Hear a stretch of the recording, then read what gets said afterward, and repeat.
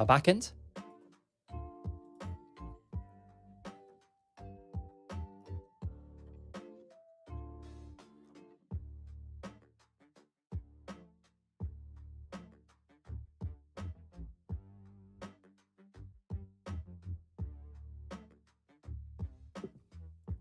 So it looks like our backend has restarted successfully.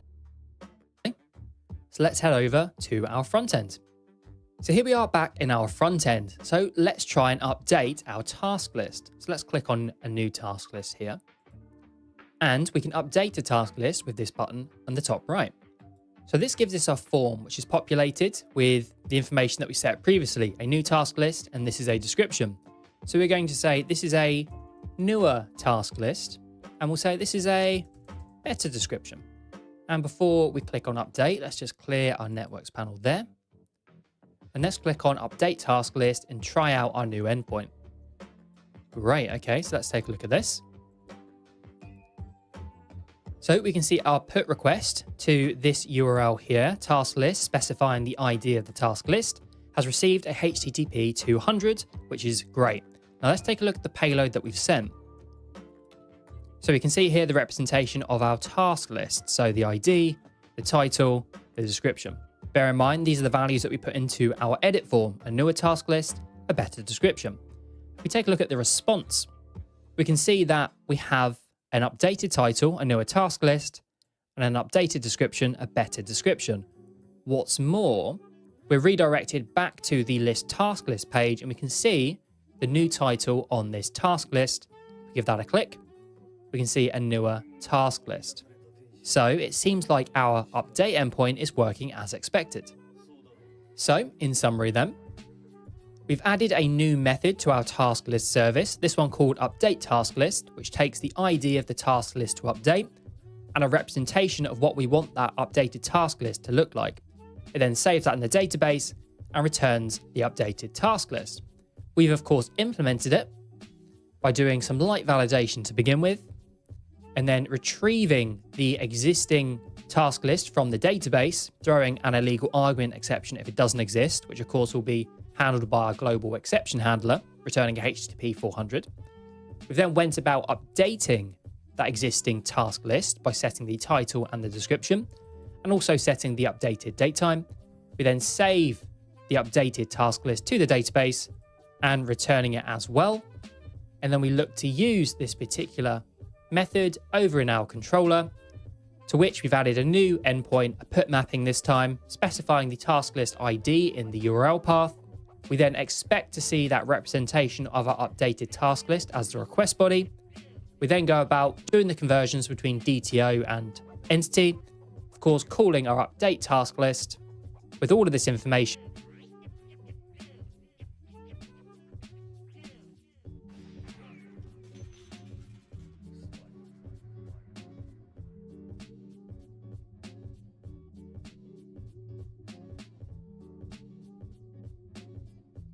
Returning the updated task list as a task list DTO to the caller. So with our update task list endpoint implemented, let's move on to the delete task list endpoint. Now that we can create, retrieve, and update task lists, let's implement the ability to delete them. This will allow users to remove task lists they no longer need.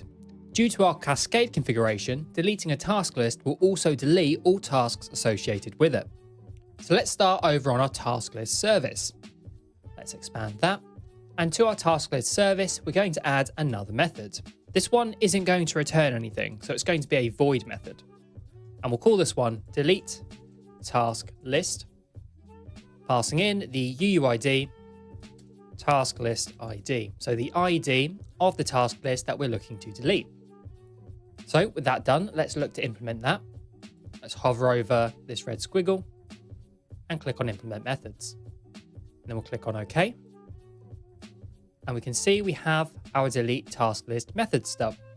So the implementation for this particular method is rather straightforward. We're going to use the task list repository, and we're going to call the method on that task list repository of delete by ID. And then we'll simply pass in the task list ID, and that will delete the task list from the database. Note that we don't check if the task list exists before deleting it. Spring Data JPA's delete by ID method handles non-existing entities gracefully. So let's go about updating our controller now. And let's expand that. So we're going to add a new method to our controller, and this one's going to use the HTTP delete verb. So we'll say delete mapping.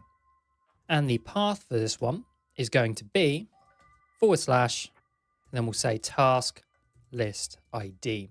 So this is going to be the URL format where we specify the ID of the task list to delete in the URL. So we'll say public void, because this method, this endpoint, isn't going to return anything in the body. It's just going to return the HTTP status code. So let's call this one delete task list. And we'll access that task list ID in the URL with @path variable, specifying task list ID. I will assign this to the variable of UUID type, task list ID. And for the method implementation, we're simply going to say task list service.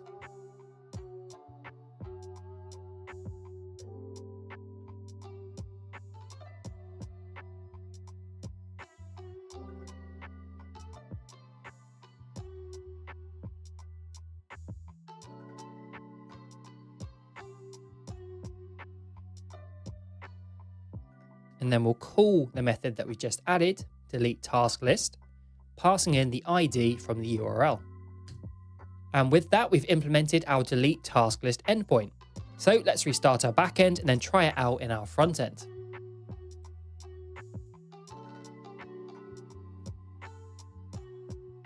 There we go. That's the backend restarted. Let's head back to the front end now.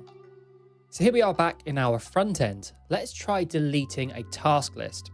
So we'll click on this newer task list here. And if we scroll down a little bit, we have this delete task list button. So let's just expand our networks panel and clear that. Now, let's see what happens when we click on delete task list. So we can see the request has been sent. We've got a HTTP 200 response. Let's just take a look at that. So we can see the URL specifying the ID of the task list to delete, the HTTP verb delete, and a HTTP 200 OK response. That's what we're expecting. And further to that, we can see that our list of task lists is now empty. So it looks like our delete task list endpoint is working as expected. So in summary then, we've added a new method to our task list service called delete task list. This doesn't return anything, it's a void method, and it takes a UUID as an argument called task list ID, and this is the ID of the task list to delete. We then implemented that over in our task list service import class, and we can see here we're simply just calling the task list repository, delete by ID, passing in that task list ID. This will delete the task list from the database and even handles the case when it doesn't exist in the first place. That's handled gracefully. With that method implemented on our service, we've then used that in our controller. We created a new endpoint, delete task list, which is called with the delete HTTP verb, specifying the ID of the task list to delete in the URL path. We then get that task list ID and simply pass it to the method that we just implemented on our service, delete task list, and that will delete the task list from the database. This method doesn't return anything other than the HTTP status code, which we've seen to be 200, a success. So that wraps up the create, read, update, and delete behavior for our task list. Let's now move on to our tasks, starting with the list tasks endpoint. Now that we have our task list CRUD operations implemented, let's start working on task management by implementing the ability to list tasks within a specific task list. We'll need to add methods to both our service and controller layers to handle this functionality. So first, let's create a new with our service and list tasks implemented. Let's start working on task management by implementing the ability to list tasks within a specific task list. We'll need to add methods to both our service and controller layers to handle this functionality. So first, let's create a new service inside of the services package here, and we're going to call this one task service. Only it's not going to be a class yet, but an interface. And let's expand that. So for the moment, there's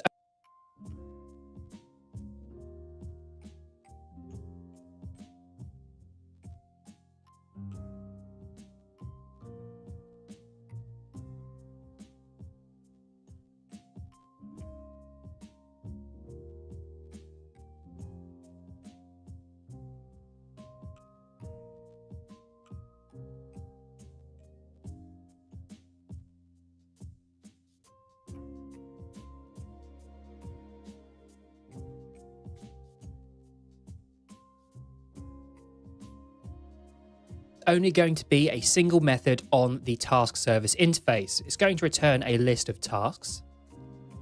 Let's import list. And we'll call this method list tasks. And it will take a single argument, which is a UUID, and it will be the task list ID.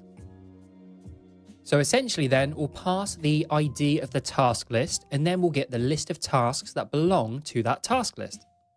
So that's our interface for the moment. Let's now create an implementation for this interface. So within the import directory here, we'll go new Java class, and we'll call this one task service import, and this will be a class.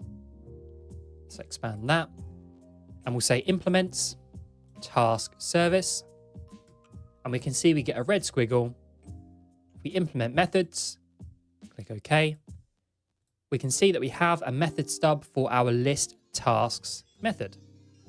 Now, before we continue, let's put the @service annotation on the top of this class. So let's look to implement our list tasks method.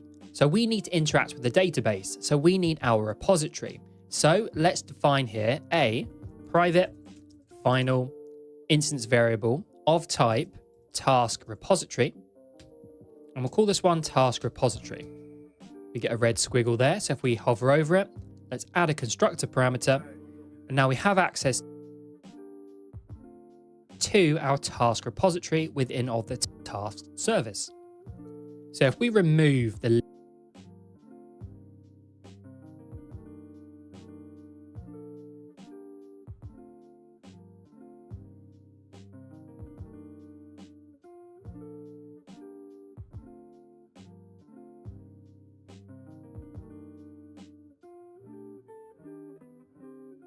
list of, let's now call our task repository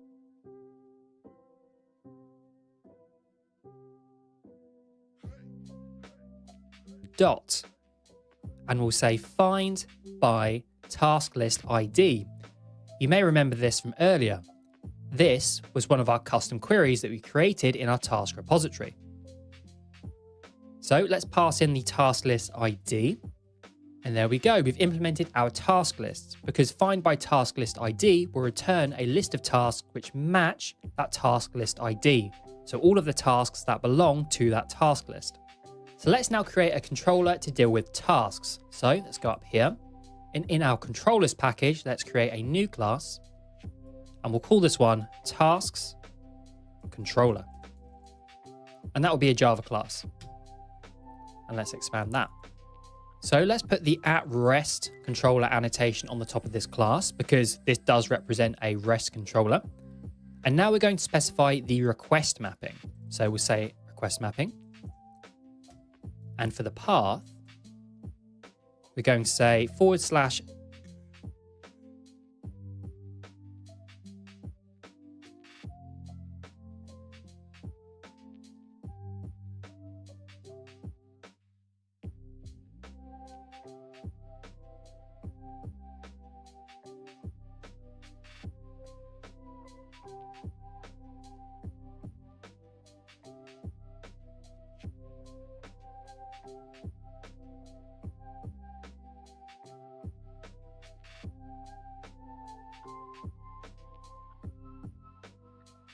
task lists / task list ID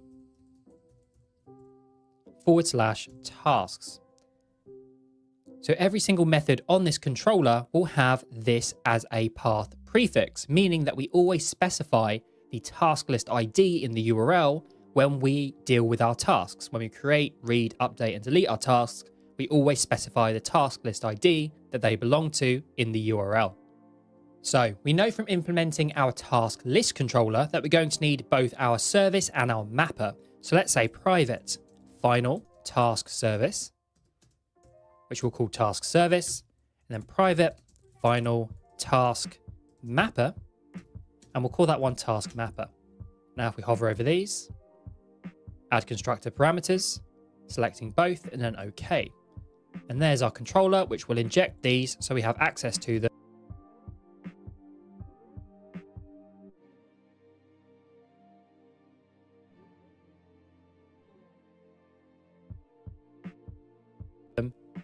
In our endpoint methods.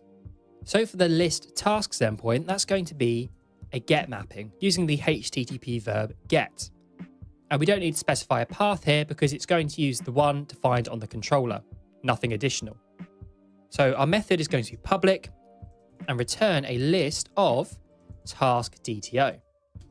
Let's import list, and we'll call this method list tasks. Now we want to get that task list ID from the URL. So we'll say at path variable, specifying task list ID. And we'll assign that to the variable of task list ID, which will be a UUID type. So now to implement our method, let's return our call to the task.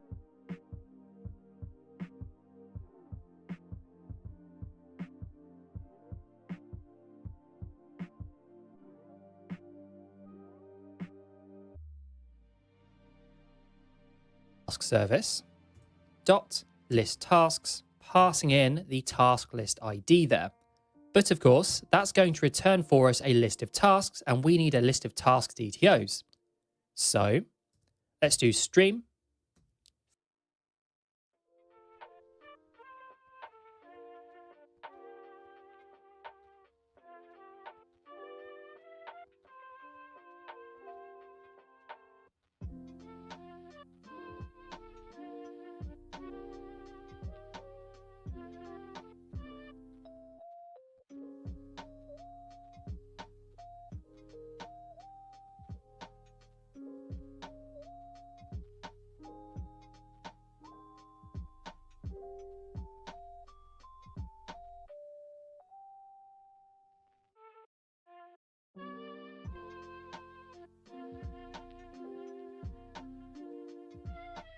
In fact, let's put that on a new line, stream.map, and then we'll call our task mapper to DTO methods, and then we'll turn that back into a list with toList. And that will return for us our list of tasks that belong to that task list. So let's restart our backend and then try out our new endpoint in our front end. Great, so the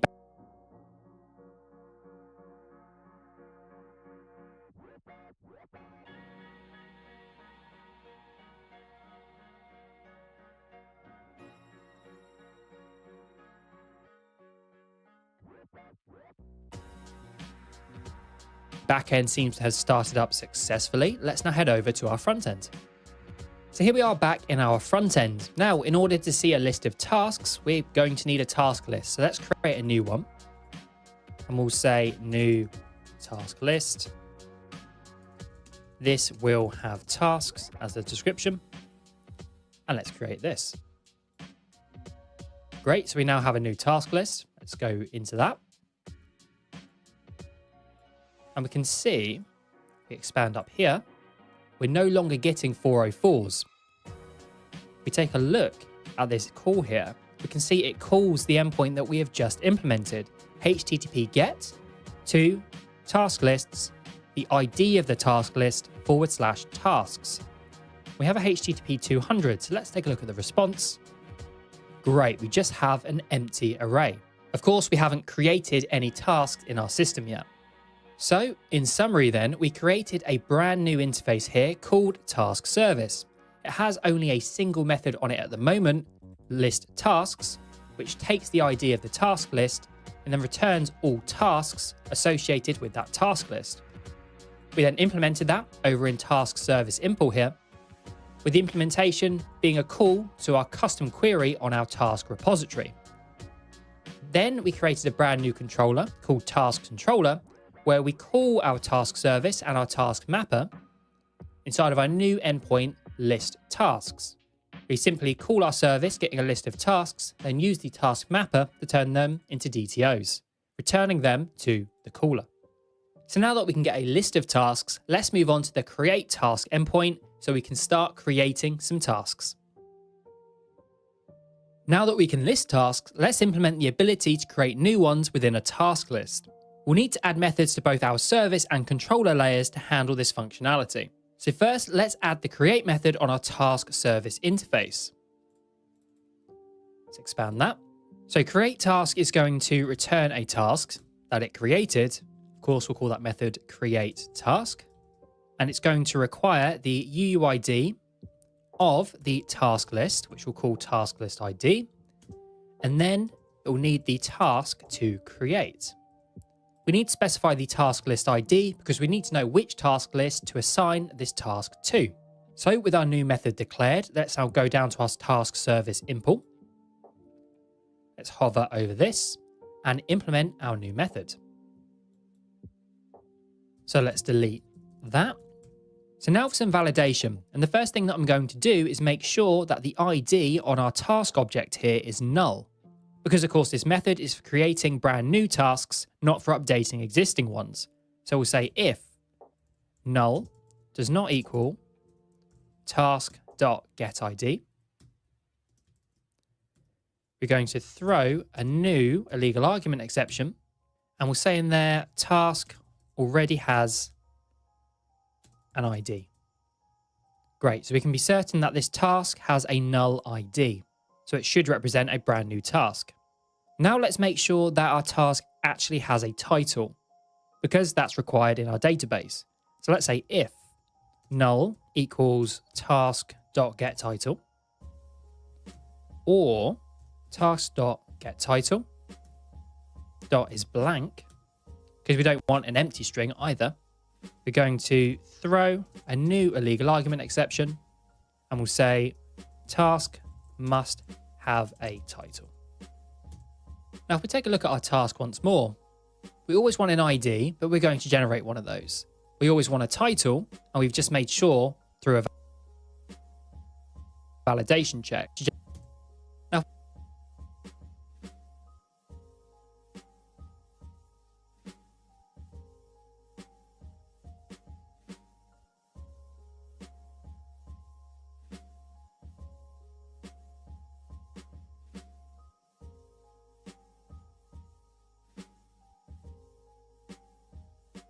Now, if we take a look at our task once more, we always want an ID, but we're going to generate one of those. We always want a title, and we've just made sure through a validation check. Description is optional, so we don't mind too much there. The same with due date, that's optional. Now status, we always want a status, and the same for priority. So let's make sure that's the case in our create method. So first, let's deal with the priority. So let's say task.getPriority. And this could potentially be null. So we'll say optional of nullable task.getPriority. And in the case that it is null, we're going to default to task priority dot medium. And let's assign that to a variable called task priority. And let's place that on a new line. So that's priority. Let's now do status. But here's the thing about status. We're actually creating a brand new task. We can't create a task that's closed. So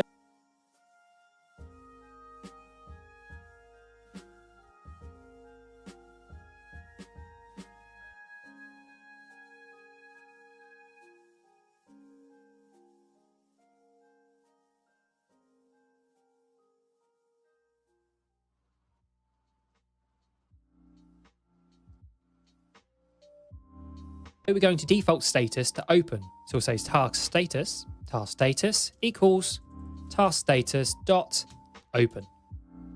Great. So now let's start thinking about our task list. So we're going to need to get our task list from the database. However, we don't have a way of doing that currently. So let's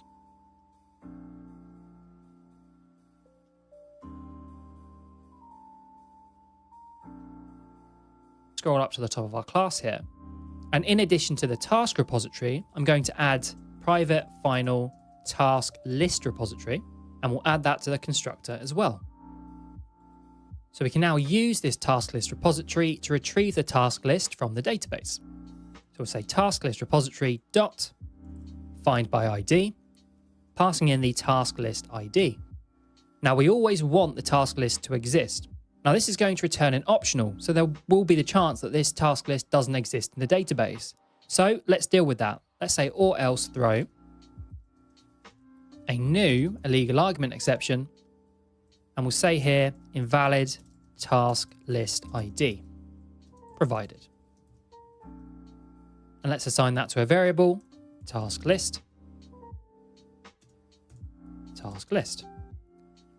Great, so we've now got our task list from the database. So let's go about actually saving our task against this task list. So let's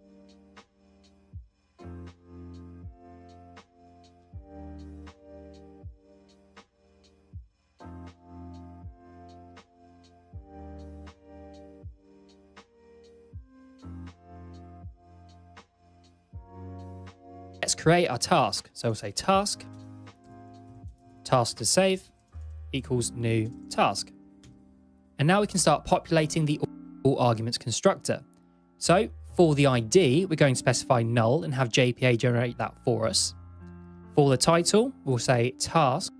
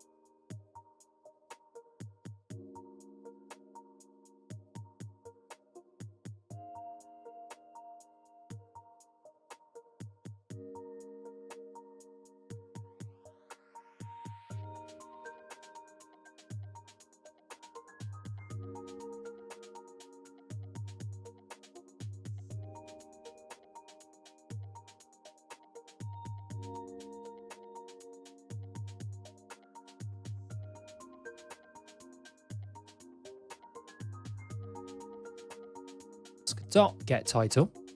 For the description, task.get description. For the due date, task.get due date. For the priority, we'll use the task priority up above. And for the status, we'll use the task status up above, which will be open. And now we'll save the task priority. So we'll say task priority. So next on the list is the task list. So we're going to provide the task list above.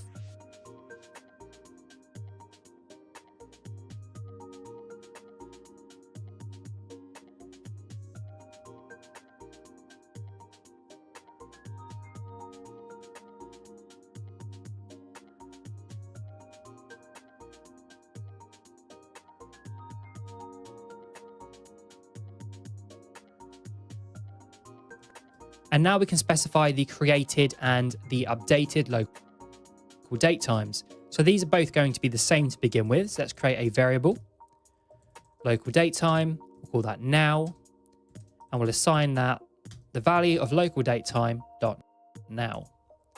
And we'll provide that to the remaining two. There we go.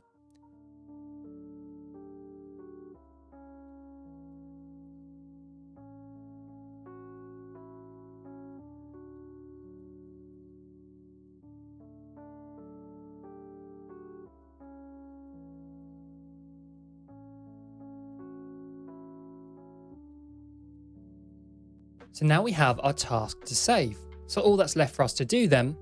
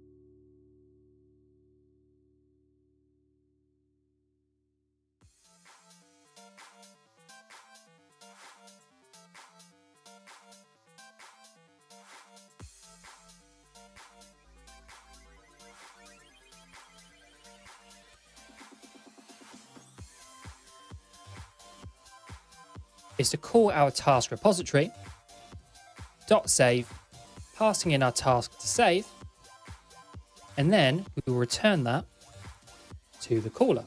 So with the first iteration of our create task method implemented, let's now look to use this in our controller. So implemented to the caller. So with the first iteration of our create task method implemented, let's now look to use this in our controller. So let's head over to our tasks controller here. And let's create a new endpoint. And this one's going to use the post mapping. Again, it's just going to use the URL path that's been specified up here. So we don't need to add anything additional in the post mapping annotation. So let's specify a public method that returns a task DTO. So the task that was created, and we'll call this one create task. Now, much like our list tasks method here, we're going to need to get a hold of the task list ID in the URL. So I'm just going to copy that up there and place that in there.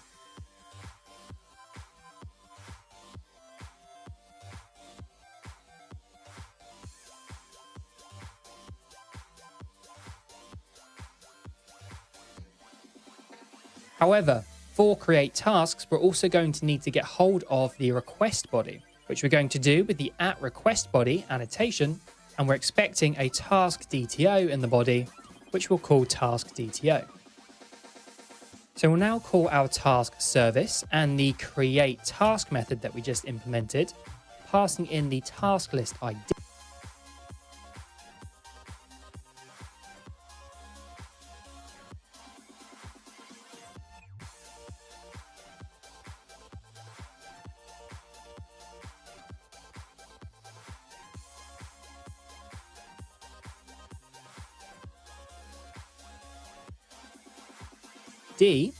And then we want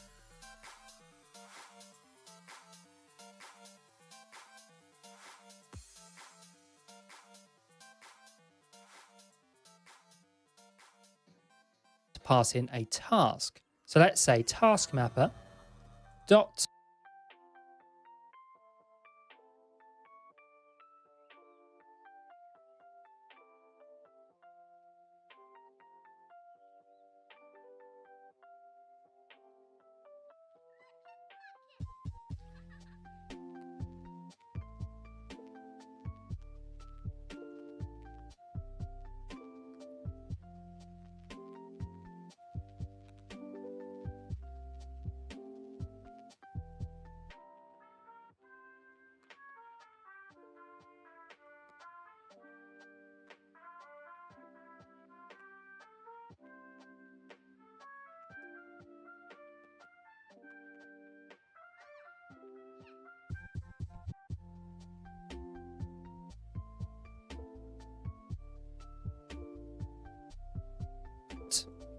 from DTO, passing in the task DTO from the request body.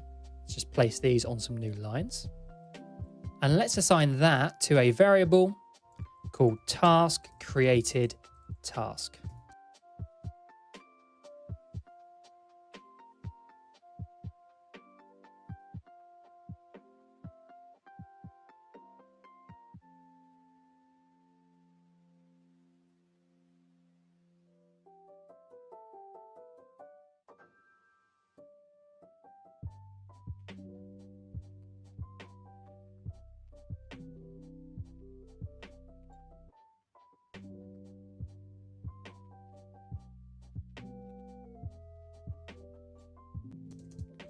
And let's just import that.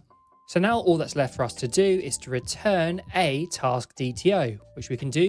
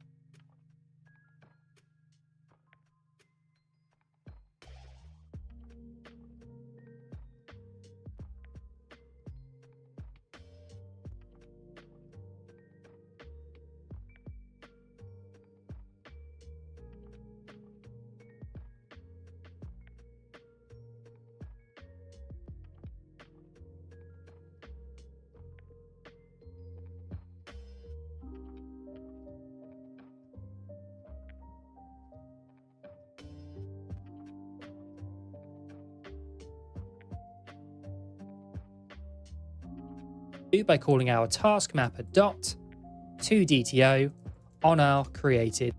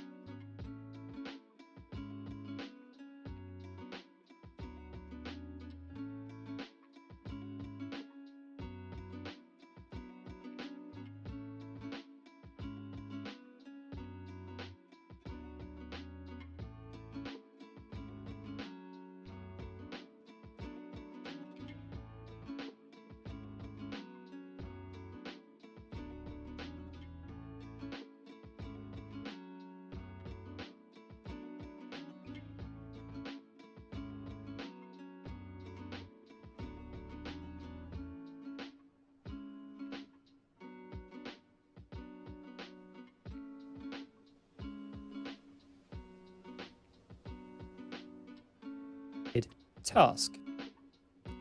And that's our create task method implemented. So let's try it out in our front end, first by restarting our backend. There we go. So the backend looks to have started up successfully. So let's head back over to our front end now. So here we are back in our front end. Let's look to create a task on this task list. And we can do so by clicking on the task list here and then clicking on add task. Let's just pull the networks panel down a little bit. So let's give this task a name. We'll say a new task. A description. This is a brand new task. Now the due date is optional, but for the sake of argument, let's set it to the 1st of December, 2030. Give ourselves plenty of time for this. For priority, let's say this is a high priority task. And before we click on create task, let's just clear the networks panel and click on create task. If we scroll up here, there it is. So this is our call to our create tasks endpoint. You can see the HTTP post here and a HTTP 200 returned in the response. Take a look at the payload. We can see the task that we're looking to create, a new task, brand new task, due date, priority. And if we look at the response, we can see that same task, but it has an ID, title, description, due date, priority, and status. So if we were to pull down the networks panel now and scroll down, we can see that our list tasks endpoint is also working because we have our new task listed here on the screen. So in summary then, we added a new method to our task service called create task, which takes the ID of the task list to create the task within and the task to create. It then returns the task that's been created. We implemented that over in our task service import, doing some validation, making sure that we have all of the variables that we need to create our task. We get the task list from the database, and then we use that to create our task in the database against that task list. Then in our task controller, we added a new endpoint, this one using the HTTP post verb, and then we get the task list ID from the URL, get the task DTO from the request body, and then pass that information into the create method that we created on our service, using our task mapper to do the conversion from DTO and to DTO. So now that we're able to create and list our tasks, let's now implement our get task endpoint. Now that we can list and create tasks, let's implement the ability to retrieve a single task by its ID. This functionality is essential for viewing and editing individual tasks. We'll need to add methods to both our service and controller layers for this. So first, let's head over to the task service here. Let's expand that. And let's add a new method to this. It will return an optional of task. Let's import optional. And we'll call this one get task. And we'll pass into this a UUID, which is the task list ID. And we'll pass in a second UUID, which will be the task ID. We're returning an optional task here because the requested task might not exist. So with this new method added, let's now look to implement it. Hover over here to implement those methods, click on OK. And we have this method stub currently returning an optional empty. To implement this method, it's fairly straightforward. We'll say task repository dot, and we'll call find by task list and ID, which is the second custom query that we implemented on our repository. We'll pass in the task list ID and we'll pass in the task ID. And like that, we've implemented our get task method. So let's move over to our controller and implement that endpoint. So the get task endpoint is going to use the get mapping. And in addition to the URL path that we specified up here, we're also going to ask for the task ID in the URL, which we'll do by specifying the path as /task ID. Then we'll specify a public endpoint returning an optional of task DTO.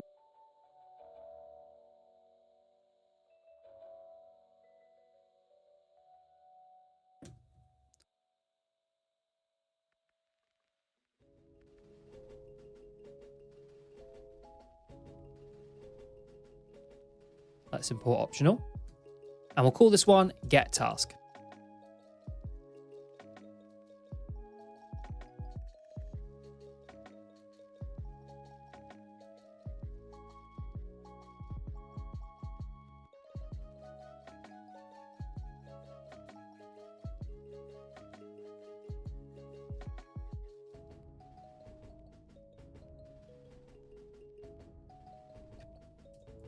Now getTask is going to take two arguments. The first one is going to be the task list ID, just the same as create task and list task. And the second one is going to be the task ID. So I'm going to paste it again and just change the path variable from task list ID to task ID.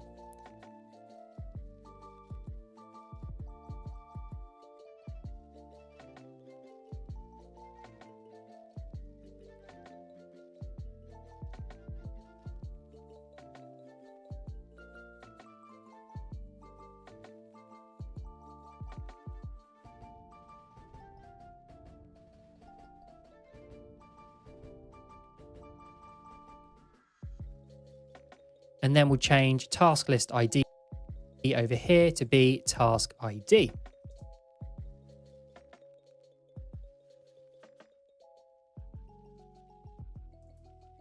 So this will give us access to both the task list ID passed in the URL and the task ID passed in the URL.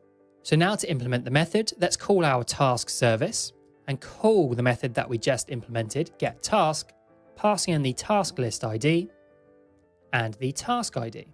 Now this may return a task and it may return an optional empty. So let's deal with the case where it does return a task, calling task mapper to DTO to convert it into a DTO.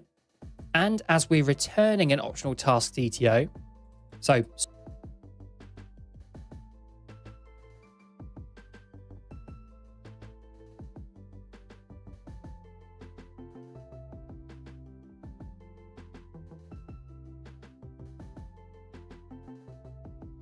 Spring knows what to do with that optional, we can simply just return this. So with our new endpoint implemented then, let's restart our backend and try out our new endpoint in our front end. Okay, so the backend seems to have started fine. Let's move over to the front end now. So here we are in our front end. Let's try out our get task.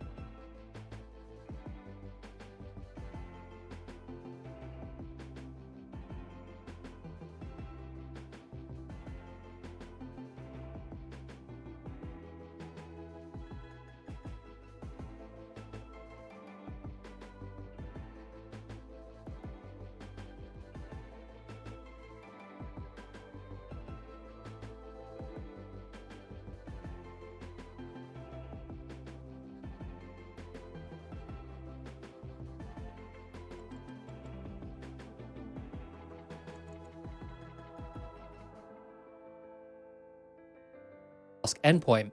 Now to try it out, we're going to click on the new task list that we've created here, and then we're going to click on the update task button. And that's going to display the update task screen, which we can then use to try out our new get task endpoint. Now currently we haven't implemented any update functionality. The reason we're using the update task screen is because it displays a single task and therefore calls the get task endpoint. So if we were to clear our networks panel and then click on the update task button, we can see that we have the update task screen here and we have some task information. A new task, this is a brand new task, due date, high priority. Now if we take a look at our networks panel, we can see a call made to our get task endpoint here. There's the task list ID, there's our task ID, HTTP get HTTP 200 response. Now, if we take a look at that response, we can see the task. So it looks like our get task endpoint is working as expected. So in summary then, we added a new method to our task service called getTask. It accepts a task list ID and a task ID and then returns an optional of task.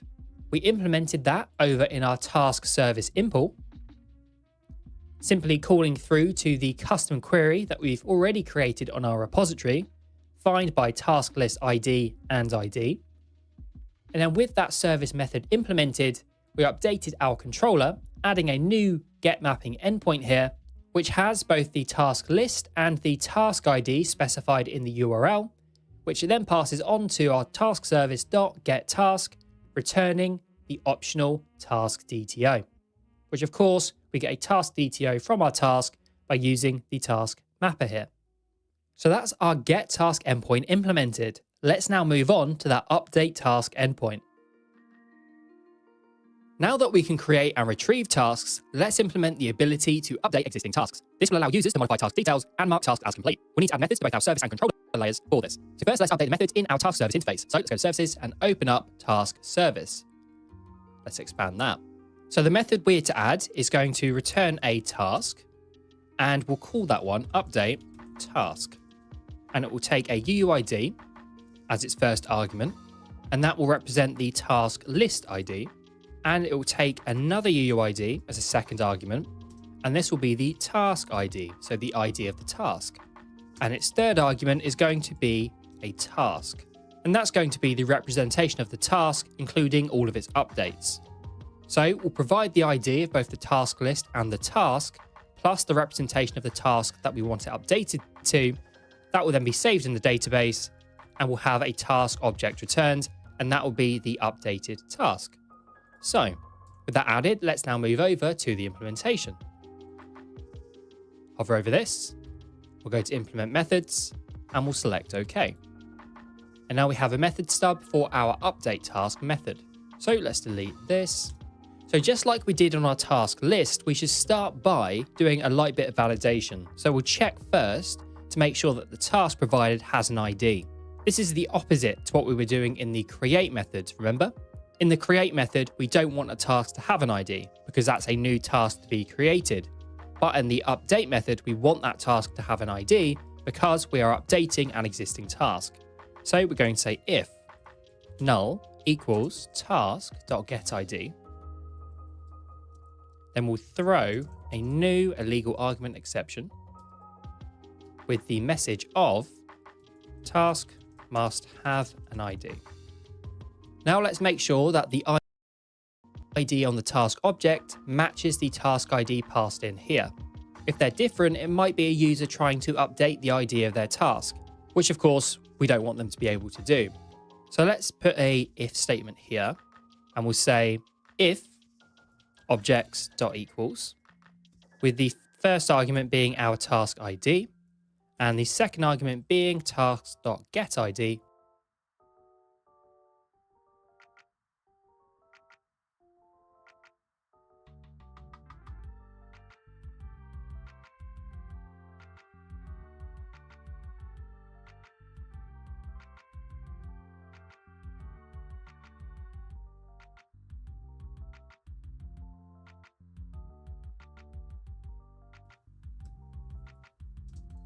But of course, we're checking that they're not equal. So let's put an exclamation mark at the beginning there. We will throw a new illegal argument exception, and we'll simply say task IDs do not match. As this is a full update, we want to make sure that our task is a proper representation of a task with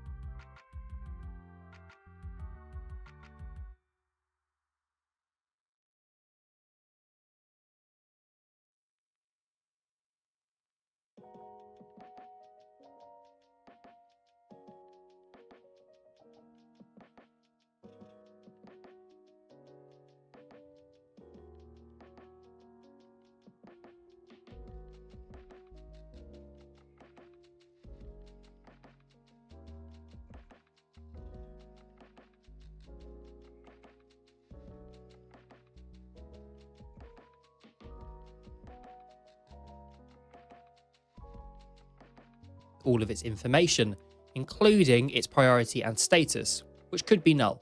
So let's now do a check to see that they're not null. So we'll say if null equals task.getPriority, then we're going to throw a new legal argument exception, and we'll say task must have a valid priority. And we'll do the same for status now, and we'll say if null equals task.getStatus, then we're going to throw a new illegal argument exception, and we'll say task must have a valid status. Of course, we can build on this validation in future, but that should be enough for the moment. So let's now look to get our task from the database. So we'll say task repository dot find by task list ID and ID, passing in the task list ID and the task ID. And this will return an optional. So let's deal with the case where the task doesn't exist in the database. And we'll say or else throw. In fact, let's put that on a new line. A new legal argument exception. And we'll say task not found. This may be a good opportunity for a custom exception, but we'll just use an illegal argument exception for the moment. We'll assign this to a variable called existing task. So now that we have our existing task,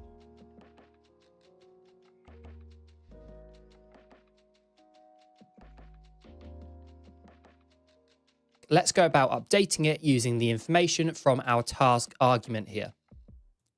So we'll say existing task dot set title from task.getTitle, existing task.set description from task.getDescription. We'll set the due date from task.getDueDate. And now the priority from task.getPriority.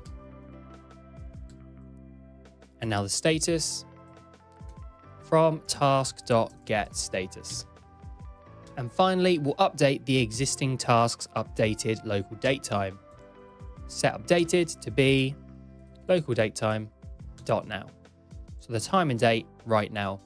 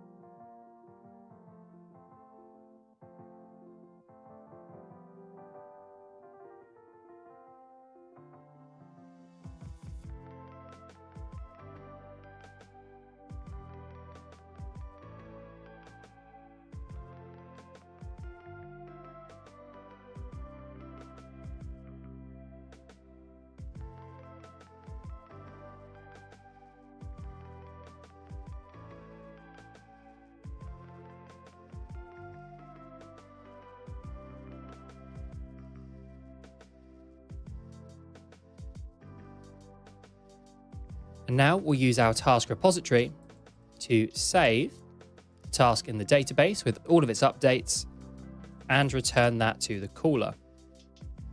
So after a bit of light validation, we get that task from the database.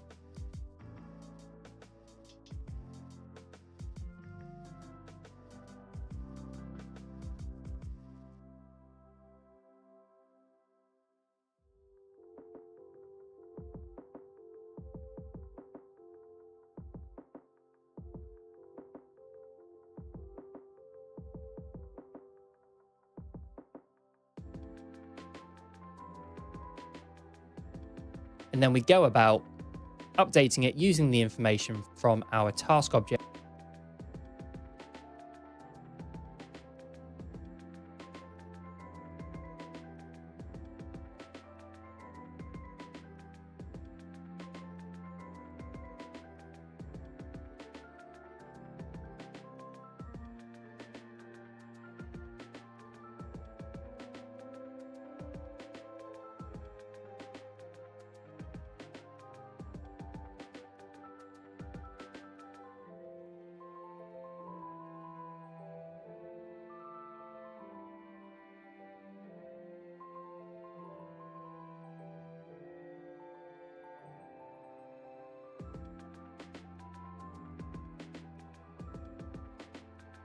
object here, and then we save it in the database and return it to the caller. So with our method implemented then, let's now move on to our controller. Let's expand that, scroll down, and let's add a new endpoint now. So this one is going to be a put mapping because we're using the HTTP verb put. And the path for this one is also going to specify the task ID. Say a public method returning a task DTO, which is the updated task. And we'll call this one update task. Now we're going to need to extract the task list ID and the task ID from the URL. So we'll do the same as we've done up here. So let's paste those path variables for task list ID.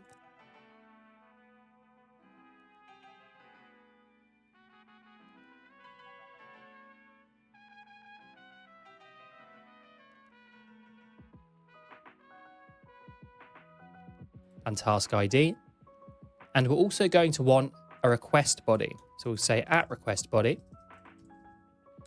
And it's going to be a task DTO. And we'll call that one task DTO. And that's going to be the representation of the task that we've updated in our front end. So let's call our task service .update task. And we'll pass in the task list ID, the task ID, and we'll pass in the representation of the task, which we'll have to map. So let's call task mapper dot from DTO task DTO. Let's put these on new lines. There we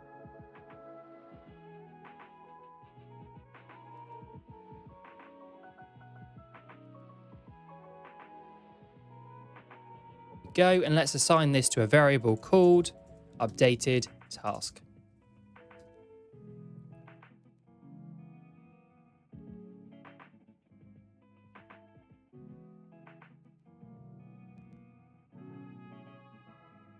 Now we just need to return the updated task as a task DTO. So we'll use our task mapper dot to DTO on the updated task.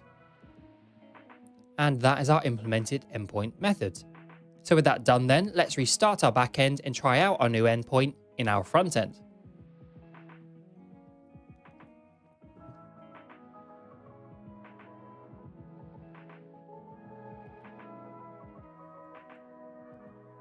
So that's the backend restarted successfully. Let's now go over to our front end. So here we are back in our front end. Let's try updating a task. So let's click on new task list here. And this is our task. So let's try updating it.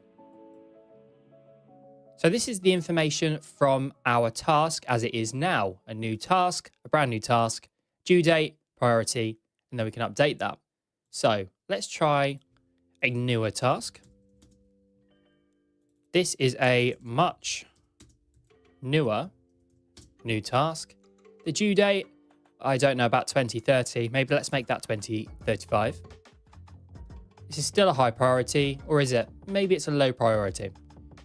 And then we're going to click on update task. But before we do, let's refresh. And now let's click on update task. Okay, let's take a look at the request here.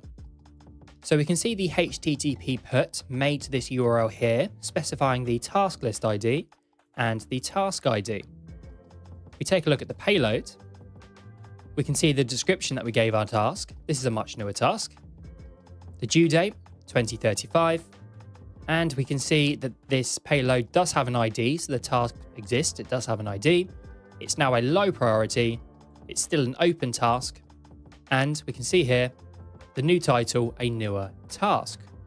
So if we take a look now in our UI, we can see that this now has a new title, a newer task. It's a low priority, and we have until 2035 to do this task. Now, I also mentioned that this will allow us to complete a task. So if we clear our networks panel here, scroll down, and if we try clicking this little tick box next to the task, we can see another request has been sent. We can see here, it's pretty much the same, except for the status is now closed. And we can see put 200 to the same URL. So it looks like it's been accepted successfully. We can also see the progress bar is filled up at the top here. And it looks like our task list is complete. So now that we're able to update our tasks, let's move on to the final operation, which is being able to delete our tasks. Now that we can create, retrieve, and update tasks, let's implement the ability to delete them. However, rather than just a simple delete like we used in task lists, let's make use of transactions, as it's a great topic to move on to once you've completed this project. So first, let's open up our task service here, and we're going to add a new method. This one's going to be a void method, and we'll call it delete task. The first argument will be a UUID, which we'll call task list ID. And the second one will be a UUID, which we'll call task ID. So with that done then, let's go over to our implementation. Let's hover over this and then go implement methods.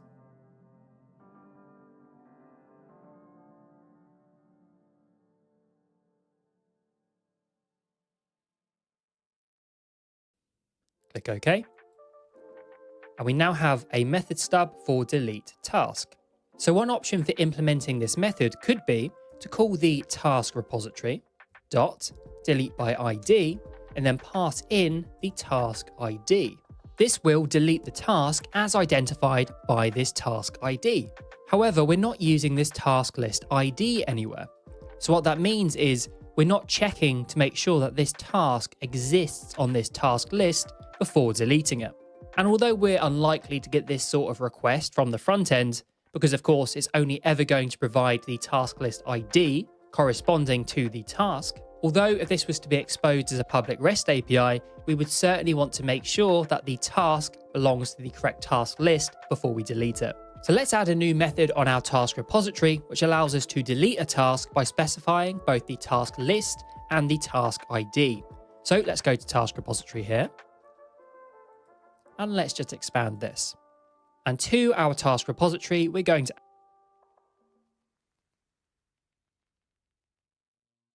add a void method here. And we're going to call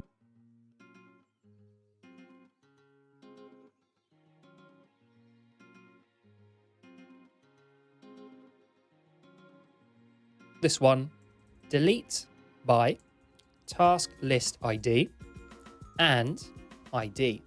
And similar to the method declaration above it, we're going to pass in the UUID, which is the task list ID, and a second UUID, which is simply going to be the ID. So this being the ID of the task, and of course this being the ID of the task list. Because it is a JPA repository, we don't have to provide the implementation for this method. Spring Data JPA is going to do it for us. So now that we have this new method in our task repository, let's go back to our task service import. And then rather than call delete by ID, let's call delete by task list ID and ID.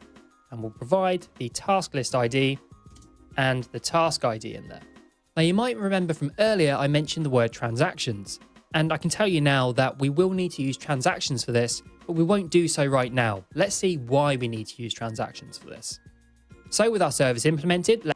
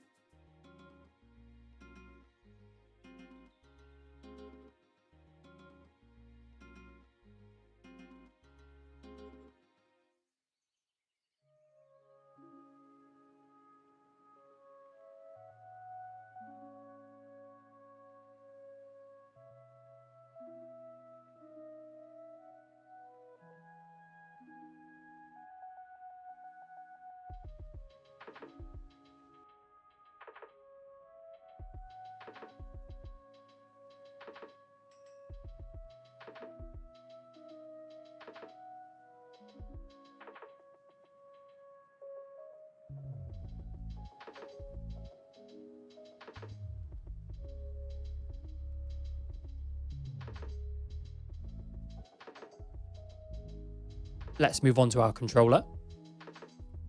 And we're going to add a delete mapping. This is going to specify the task ID. And this is going to be public. It's not going to return anything, so we say void, and we'll call this one delete task. And because we're going to need both the task list ID and the task ID, I'm just going to copy these from up here and place them in here. And now we can get to implementing our method. So for this one, we simply need to call our service, task service dot delete task, passing in both the task list ID and the task ID. So let's restart our backend and open up our front end, and let's see if this works or not. Okay, so that's the backend restarted. Let's move over to the front end. So here we are back in our front end. So let's go to new task list and let's scroll down to our task here. Let's just clear out our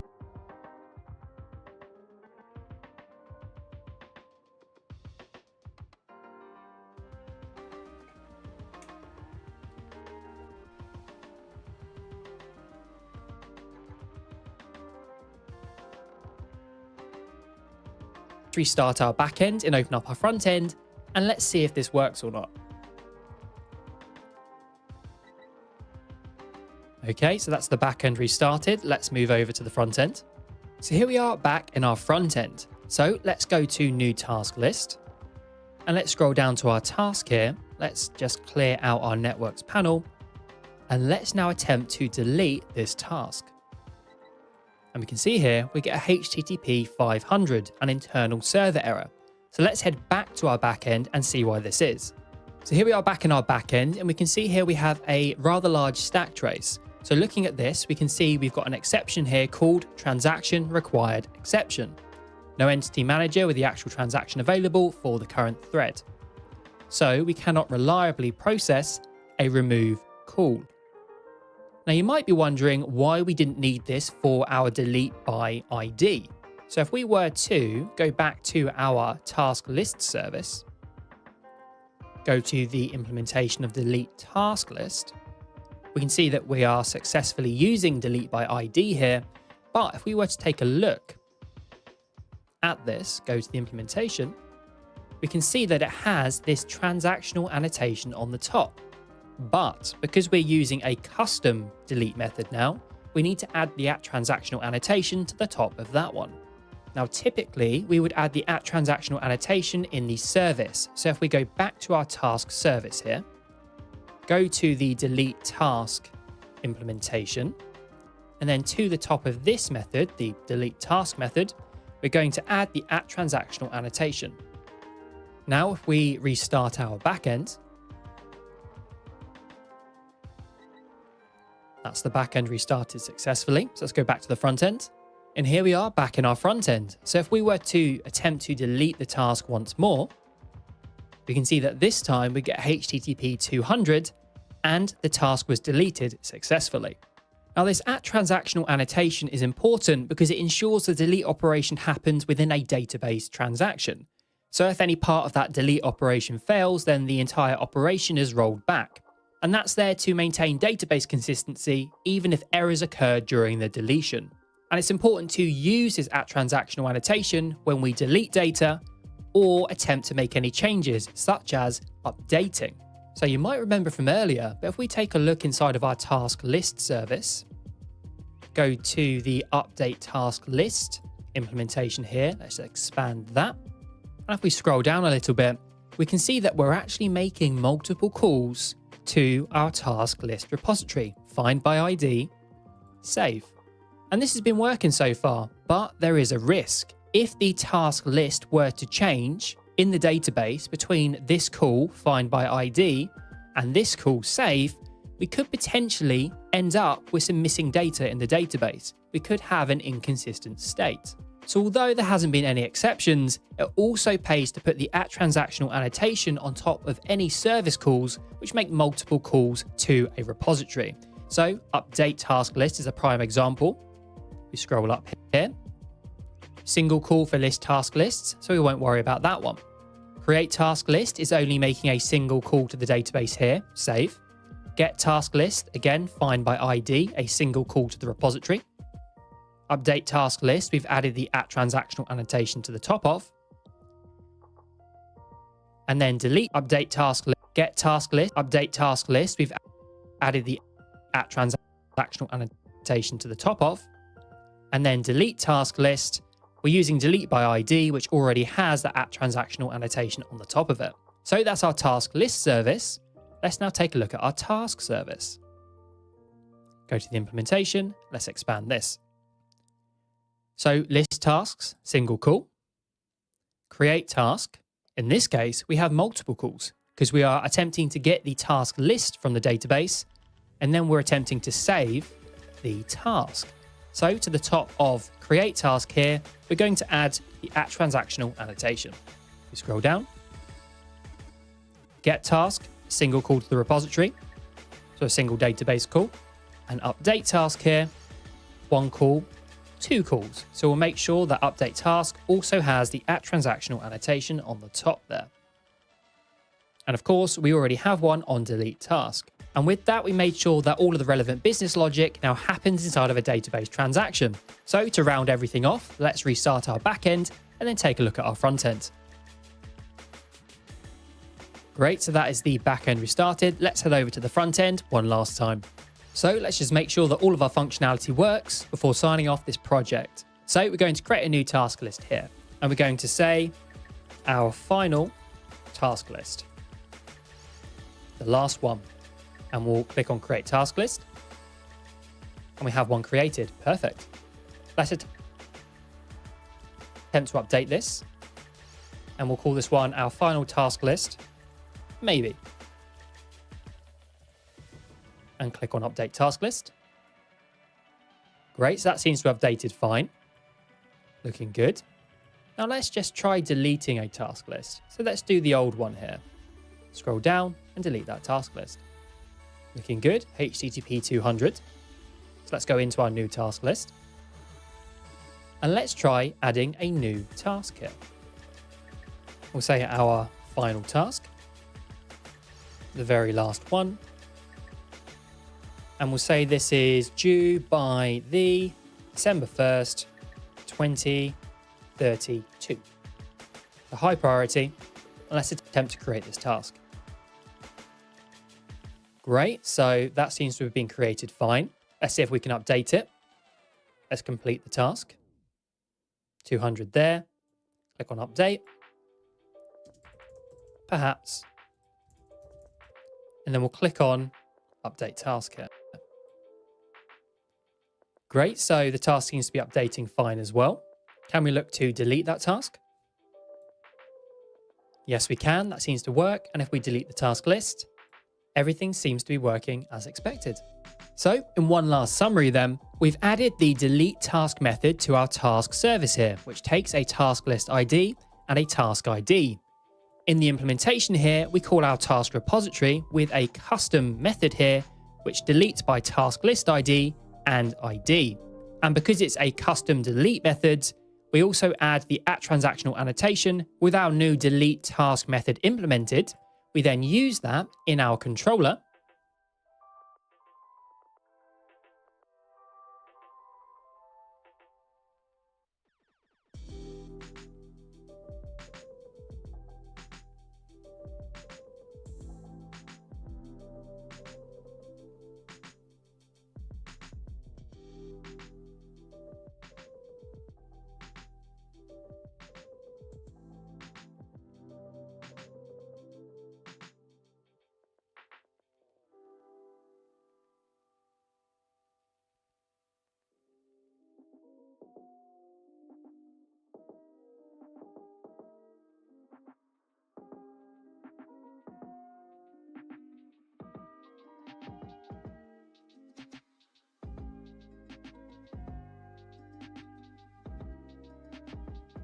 On our new delete task endpoint here,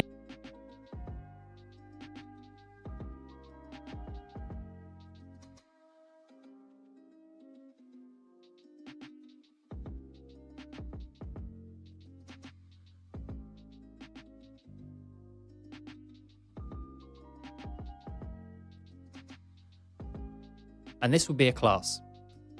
And let's expand that. So this implementation is going to be more complex because we need to handle the conversion of the task collection, calculate the task count,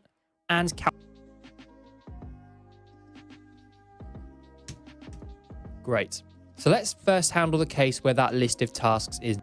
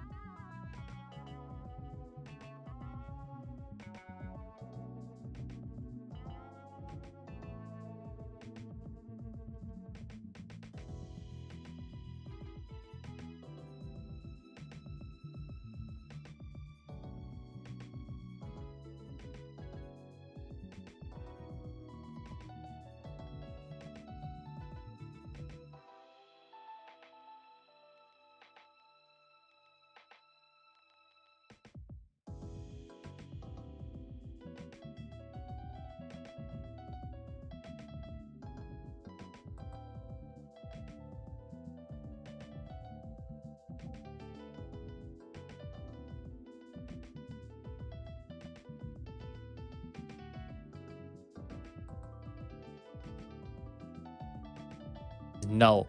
So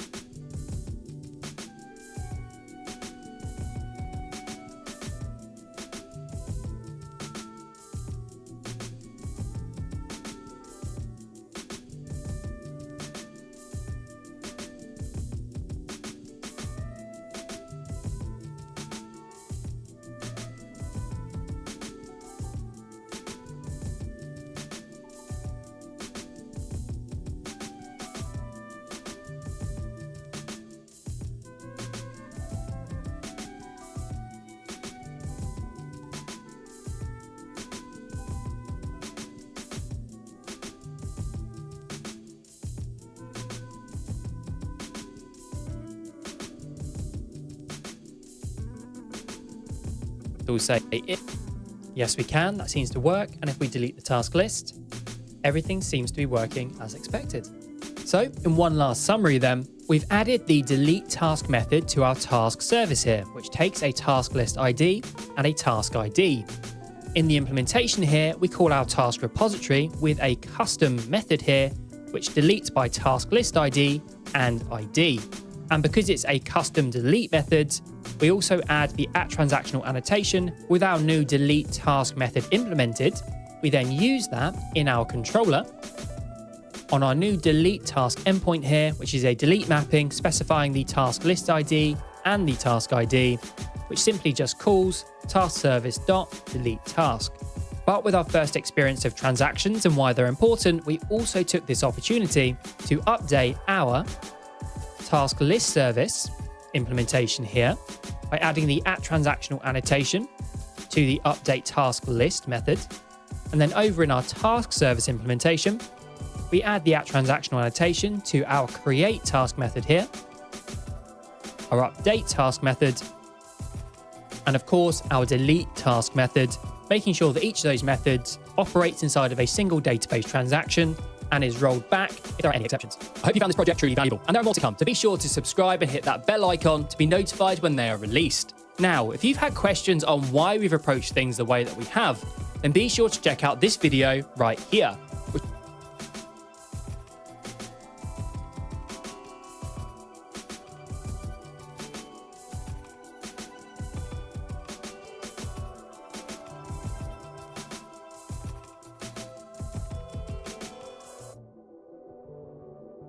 I hope you found this project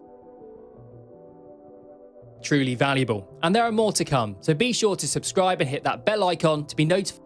And be sure to check out this video right here on why we've approached things the way that we have. Then be sure to check out this video right here, which will almost certainly have the answers that you are looking for. I'll see you over there.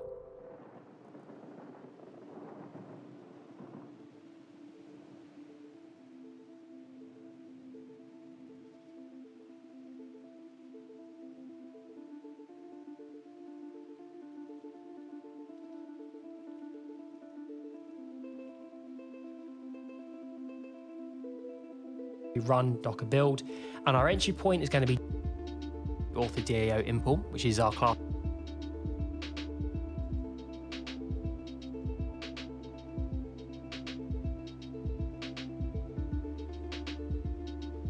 beans. So we know that coding to interfaces instead of concrete classes is the way to do things. And we also know that we should leave it up to the framework to supply the concrete classes wherever we declare our interfaces via dependency injection. Now, we're going to use the term beans to refer to those concrete classes now on, because that is the term that Spring Framework uses, and by extension, Spring Boot. Now I'm going to show you how to use beans by showing you an example Spring Boot application. Now, all this Spring Boot application does is print out 3 different colors, but it will show you how to use beans. So here we are in IntelliJ. Let me show you the colors. If you want senior developer skills and you're not building projects outside of work, then you're missing an incredibly effective way to accelerate your growth. We can see that it implements command line runner, which of course makes this a Spring Boot command line application. Now, by implementing command line runner, I can now override this run method here. Now, all this run method does is it creates an instance of color printer. We can see it's using the Java new keyword there, and it's going to print out the colors given back by color printer.print method. And we can see the log.info is just simply going to print that out to the command line there. So let's take a look at the color printer interface to begin with. There's our single method. Very nice. Let's look at the implementation for the color printer, which we've got here, our color printer import. Now we can see that this has 3 dependencies: a red printer, a blue printer, and a green printer. And each of these classes also has a single method print, which if we take a look at red printer. So you've learned the basics of Spring Boot, and maybe you've built a few simple apps. How about something a little more advanced? In this video, we're going to build a restaurant review platform where diners can leave reviews for restaurants they have visited. Together, we'll build the Spring Boot backend that integrates with Elasticsearch. I'll guide you through that process step by step, and even provide the same front-end source code that I am using. The DevTira community is now on Discord, so you can grab the PDFs of the written materials and the source code all from there. There is a link in the description below, and you join the community for free. Okay then, let's get started. In the upcoming lessons, we'll be focused on building an application rather than discussing the theory in detail, so a foundational knowledge of certain subjects will help you to get the very most out of this project. As a means of explaining the levels of understanding I suggest for this build, we'll use this simple scale. The scale has 3 levels. Level 1 is describe. You're able to recall the basic facts and concepts about a particular technology or tool. Level 2 is explain. You can explain the ideas or concepts about a technology or tool in your own words. And level 3 is use. You can use that technology or tool in different situations without any support. So now that we have this ranking system, let's go through the prerequisites for this project. To follow along this builder, I suggest the following prerequisites. Java level 3 use. You should be very comfortable with Java. We won't be going into any We won't be going into any details on how to use Maven in this project. So Spring Boot is also level 3 use. You should be comfortable with Spring Boot. Although I'll explain the specifics of what we're doing at the task assumed, being deep into Elasticsearch project a Spring Boot, and also get the form you will and you should get an Eclipse Foundation. So we can see that we're doing the thing that we said we shouldn't do. Inside of the color printer impl constructor here, we are creating a new red printer, which in this case is the English red printer, English being the language that it's going to print red out in.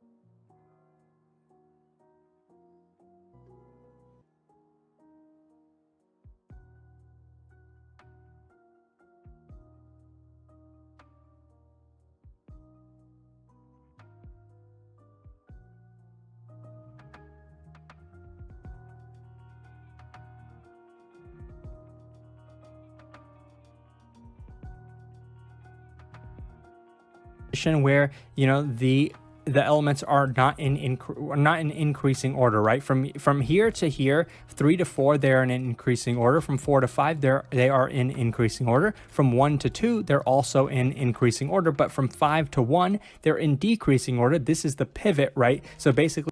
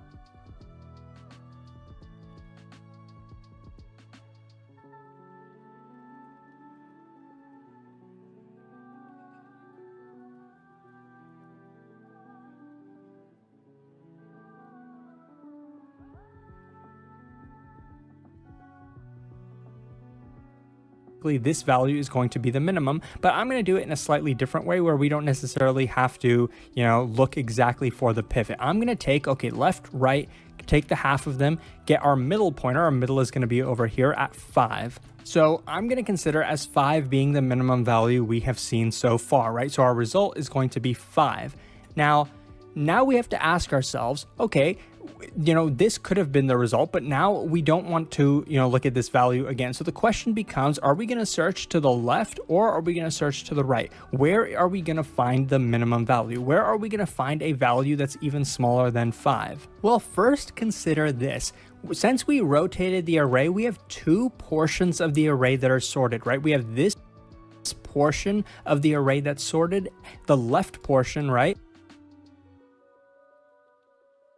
And we have the right sorted portion of the array, which is also sorted. So the question is for us, with this middle pointer, at this value 5, are we currently in the left sorted portion or are we currently in the right sorted portion? Now, if we are in the left sorted portion of the array, don't we want to search the right sorted portion? Reason being, if we rotated the array, the left portion is always going to have values that are greater than every value in the right sorted portion, right? Because when we rotate, right, suppose an array like this, we're taking the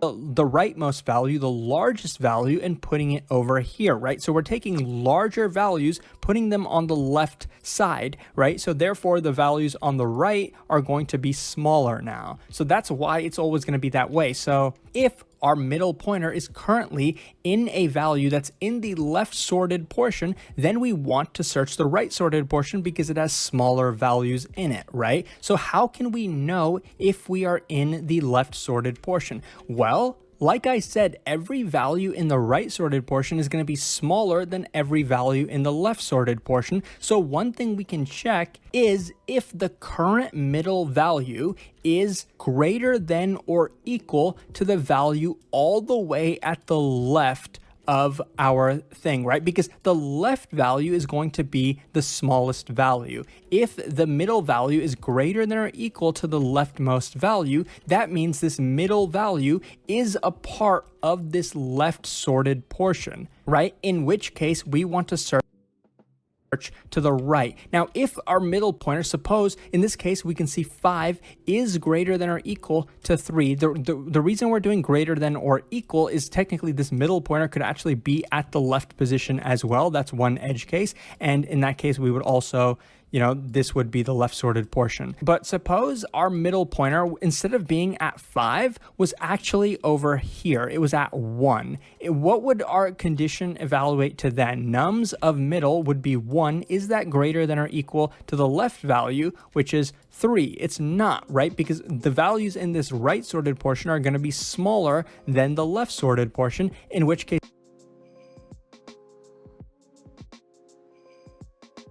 this would evaluate to false, right? If it's false, that means, if we're at a value that's in the right sorted portion, then we want to search to the left, right? Because in this case, the right, if our middle was at this, it makes sense that, okay, all the values to the right of it are going to be greater. So then we want to search to the left. But obviously these values are also greater, but that kind of doesn't illustrate the point, because what if our middle pointer was over here, right? Maybe we had some values over here. This is where our middle pointer is. We see 2. Okay, 2 could have been the minimum. Then we want to search to the left because we want to find even smaller values. Particularly, we would want